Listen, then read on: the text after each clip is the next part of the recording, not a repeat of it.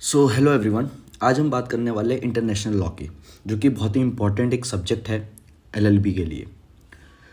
तो स्टार्ट करते हैं। The term international law was coined for the first time by Jeremy Bentham in 1780। ठीक है।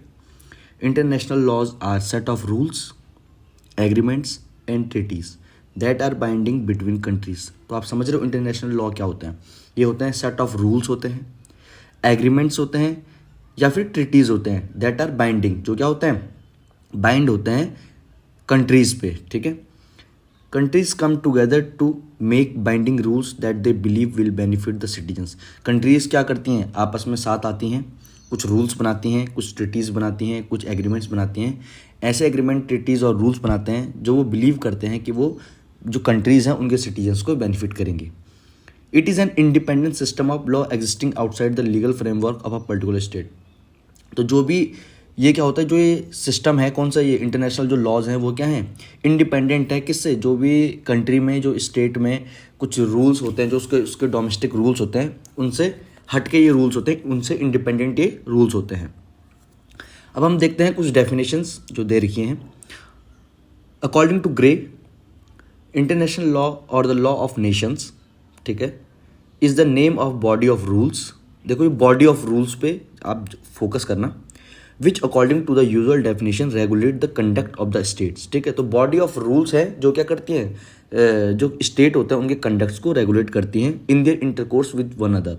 जो किस में, जो कि उनका एक दूसरे के साथ जो इंटरकोर्स होता है, जो भी संबंध होते हैं, जो भी उनका लेन देन होता है, उनको उन कंडक्ट्स को क्या करते हैं, ये रूल्स रेगुलेट करते हैं।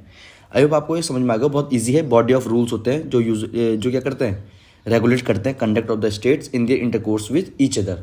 एक दूसरे में जो ये आयात निर्यात करते हैं, जो भी काम में करते हैं एक दूसरे के साथ, उनको ये रेगुलेट करते हैं। ठीक है।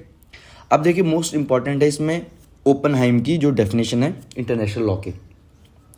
तो यहाँ पे दो डेफिनेशन दी गई हैं। मतलब पहले एक ओल्ड डेफिनेशन है, उसमें कुछ कमियां थी, उसके बाद एक न्यू डेफिनेशन आई है। तो पहले हम क्या करते हैं, हम न्यू वाली देख लेते हैं, उसके बाद हम ओल्ड वाली देखेंगे और फिर उसमें देखेंगे कि उसमें क्या कमियां थी। ठीक है। तो न्यू वाली है जो कि 9th एडिशन ऑफ ओपनहाइम बुक, जो ओपनहाइम की जो बुक थी उसका जो 9th एडिशन था 1994, उसमें ये डेफिनेशन दी गई है। क्या दी गई है देख लेते हैं। International law is the body of rules, ठीक है, body of rules which are legally binding on states. किस पे बाइंड करते हैं, स्टेट्स पे। कैसे? Legally in their intercourse with each other. तो सिंपल सी चीज़ है, देखो international law is the body of rules, ठीक है, कुछ नियम कानून होते हैं। ठीक है। तो ये बहुत सारे जब नियम कानून जो बनते हैं वो क्या होते हैं, बॉडी ऑफ रूल्स होते हैं जो legally binding on the states, ठीक है, इन their intercourse with each other. जो एक दूसरे कंट्री पे क्या होते हैं, लीगली बाइंडिंग होते हैं जब भी वो एक दूसरे के आपस में क्या करते हैं, कुछ भी ट्रांजेक्शन करते हैं, इंटरकोर्स करते हैं। These rules are primarily those which govern the relation of states, but states are not the only subject of international law। ये कह रहा है कि जो रूल होते हैं प्राइमरली, जो इनका फोकस होता है वो गवर्न करता है रिलेशन ऑफ स्टेट। स्टेट को क्या करती है, इसका मेन प्राइमरी जो सब्जेक्ट होता है वो स्टेट होता है, बट सिर्फ और सिर्फ स्टेट ही इंटरनेशनल लॉ का सब्जेक्ट नहीं है।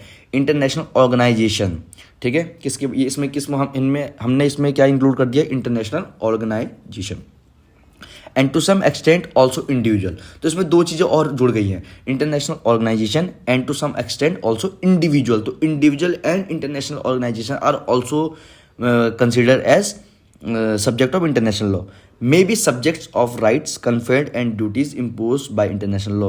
ये क्या है, may be subject of rights, ठीक है, इनको राइट्स दिए जाते हैं इंटरनेशनल ऑर्गेनाइजेशन और इंडिविजुअल्स को, और ऑल्सो इनको इन पे ड्यूटीज़ भी इम्पोज की जाती है बाय इंटरनेशनल लॉ। तो ये बहुत ही इंपॉर्टेंट एक डेफिनेशन है, आपको इसके बाद दोबारा देख लेना, और चाहे तो आप एक डेफिनेशन भी याद कर सकते हैं इसमें से। ठीक है। ये ओपनहाइम की ये वाली सबसे इंपॉर्टेंट है जो मैंने अभी आपको बताई।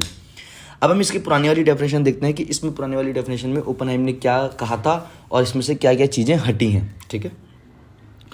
ओल्ड डेफिनेशन है इंटरनेशनल लॉ और द लॉ ऑफ नेशन, ठीक है, is the name for the body of rules, body of customary and conventional rules. ठीक है। यहाँ पे किसकी बात कर रही है, हो रही है body of customary and conventional rules which are considered legally binding by civilize states.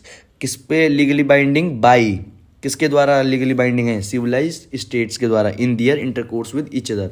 यानी कि सिविलाइज्ड स्टेट जो हैं वो जब एक दूसरे के इंटरकोर्स करते हैं आपस में, जब भी कोई भी एक दूसरे के साथ जो भी संबंध बनाते हैं, ये कुछ भी काम करते हैं, तो ये कस्टमरी और कन्वेंशनल रूल्स होते हैं जो क्या करते हैं? लीगली बाइंडिंग होते हैं सिविलाइज्ड स्टेट पे, और उनके द्वारा ही क्या होते हैं? लीगली बाइंडिंग होते हैं।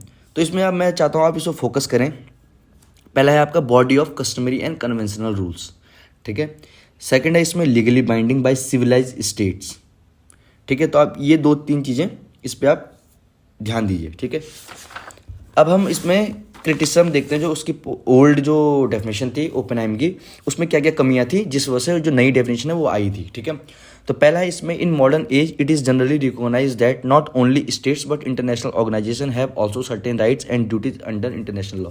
तो देखो इसमें जो पुरानी डेफिनेशन थी उसमें इंटरनेशनल ऑर्गेनाइजेशन पे फोकस नहीं किया गया था, और ये माना जाता है कि इंटरनेशनल ऑर्गेनाइजेशन भी कुछ राइट्स रखती है और कुछ ड्यूटीज़ भी उस पर इम्पोज की जाती है इंटरनेशनल लॉ के द्वारा, ठीक है। तो पहला तो आपका क्रिटिसिज्म ये है। दूसरा क्रिटिसिज्म इसमें यह है कि it is also recognize that the some extent individual have some rights and duties. तो इसमें आप देखो इंटरनेशनल ऑर्गेनाइजेशन एक सब्जेक्ट मैटर और individual is also a subject matter of international law, और वो भी सम राइट्स एंड ड्यूटीज़ को कन्फर करता है, ठीक है। तो आपने 2 क्रिटिसिज्म देख लिए, ठीक है। तीसरा इसमें यह है, it is also recognize under article 38 of the statue of international court of justice, ठीक है।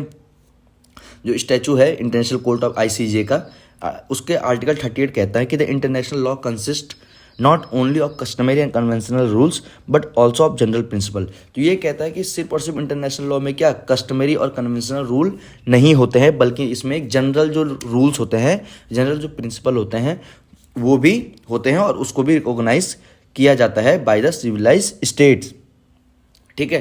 तो जो पुरानी डेफिनेशन थी उसमें सिर्फ कस्टमरी एंड कन्वेंशनल रूल्स के बारे में कहा गया था, ना कि जनरल प्रिंसिपल के बारे में भी कहा गया था। तो ये तीसरा क्रिटिसिज्म आप इसमें देख सकते हैं। चौथा इसमें, the term civilized state use in the definition is also subject to criticism. जो इसमें सिविलाइज्ड स्टेट्स दिया गया है वो भी क्रिटिसिज्म उसका किया गया है। क्यों? क्योंकि इसमें western state regarded only the Christian state as civilized state. तो ये कहता है कि जो वेस्टर्न स्टेट में जो वेस्टर्न स्टेट होते हैं वो किसको सिविलाइज स्टेट मानते हैं? सिर्फ और सिर्फ Christian state as a civilize state, यानी कि जो भी क्रिश्चियन स्टेट होते हैं उन्हीं को सिविलाइज स्टेट माना गया है, जो कि क्रिटिसिज्म का एक पार्ट माना गया है। तो इसी वजह से जो नई डेफिनेशन जो आई थी वो ओपेनहाइमर जी के द्वारा आई गई थी। अब जो नेक्स्ट डेफिनेशन है, according to Fenwick, international law is the body of general principle and specific rule. देखो ये कहते हैं इंटरनेशनल लॉ क्या है? Body of general principle and specific rule. कुछ स्पेसिफिक रूल है which are binding upon the members of the international community. जो भी इंटरनेशनल कम्युनिटी के जो मेंबर है उन पे ये रूल्स बाइंडिंग होते हैं। कौन से? General principle and specific rules in their mutual relationship.